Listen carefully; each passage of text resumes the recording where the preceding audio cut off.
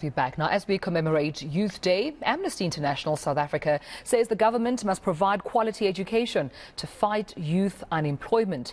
Over 60% of the country's youths are without jobs. And speaking at the official Youth Day event earlier on today, President Cyril Ramaphosa said youth unemployment is still a big problem.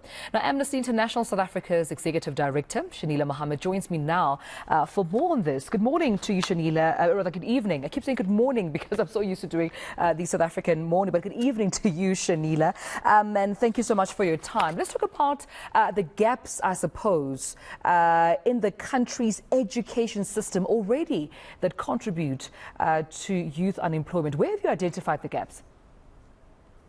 Good evening, and good evening to your viewers. Look, I mean, I think it's ironic that the president is worried about unemployment when actually for a long time now, for many years now, we have been talking, and many other organizations have been talking about the unequal education system that exists in the country. And what we found in our research, and we've done a number of research reports on it, that, you know, the previously disadvantaged communities that were targeted by Bantustan education systems and inequality during apartheid are still suffering the impacts of that. So the sad thing to note that even today, almost 30, honest with you, I would have to be totally honest and say that, you know, if there is will, it's very, very weak, and it's not really showing us the results. I mean, in you know, last year, we did a report where we looked at education during COVID-19, you know, for the 2 years.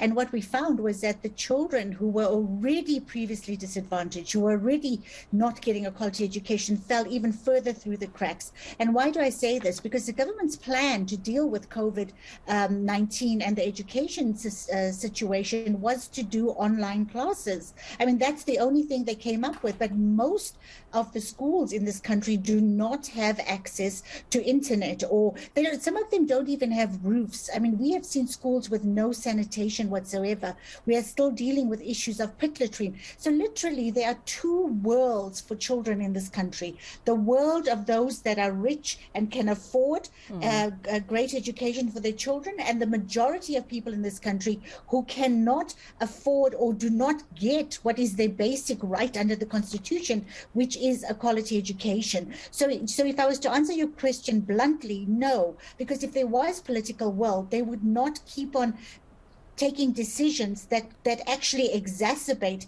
inequality and make the situation for the previously disadvantaged even worse.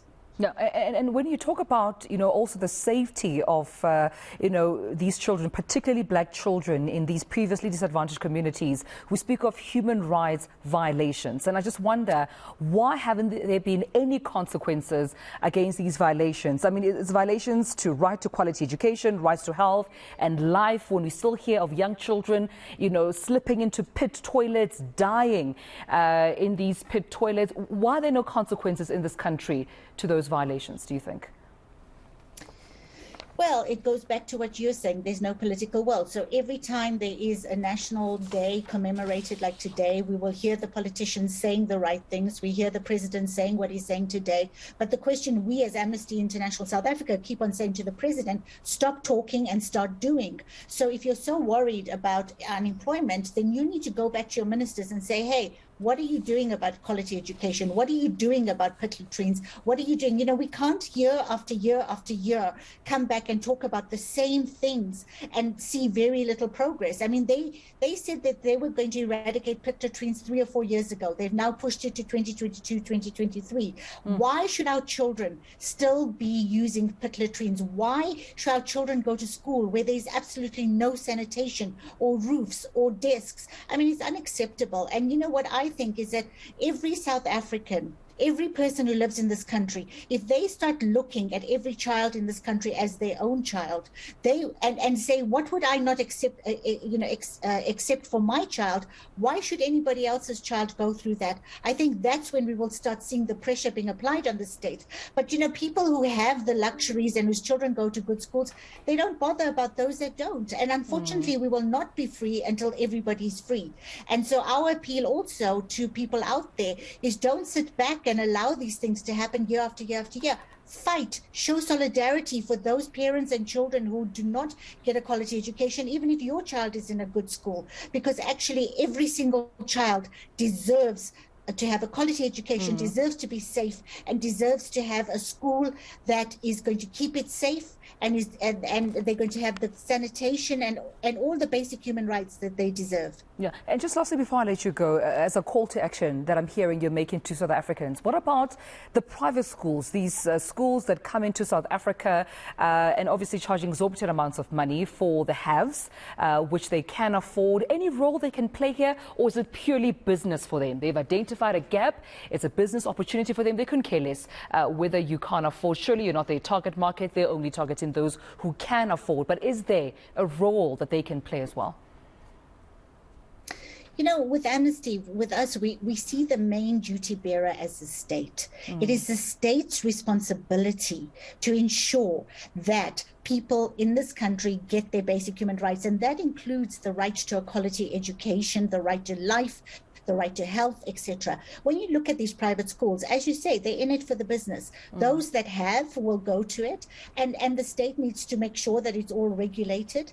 And of course, you know, I've seen some of these schools actually even providing classes and things to children from townships. But at the end of the day, I do think that it's the state that has to make sure that every school in this country is fully equipped, that it has everything it needs to ensure that children, and especially Black children, because they are the ones that are suffering, get the education that they deserve. And I think South Africans need to stand up and say, no, our children need to be safe, and they need to put pressure on the state. And we need to stop just listening to rhetoric from politicians and start demanding action. And when there's no action, we need to think about how do we hold the state to account. I think that's the only way that we are going to see change happening in these schools. I think also the dog barking behind you agrees with that statement, Shanila. But thank you so much for speaking to us this evening. Shanila Mohammed from Amnesty International, the Executive Director there, raising quite important points around the state being held accountable to doing more and talking less to ensure there's equality when it comes to the quality of education in this country.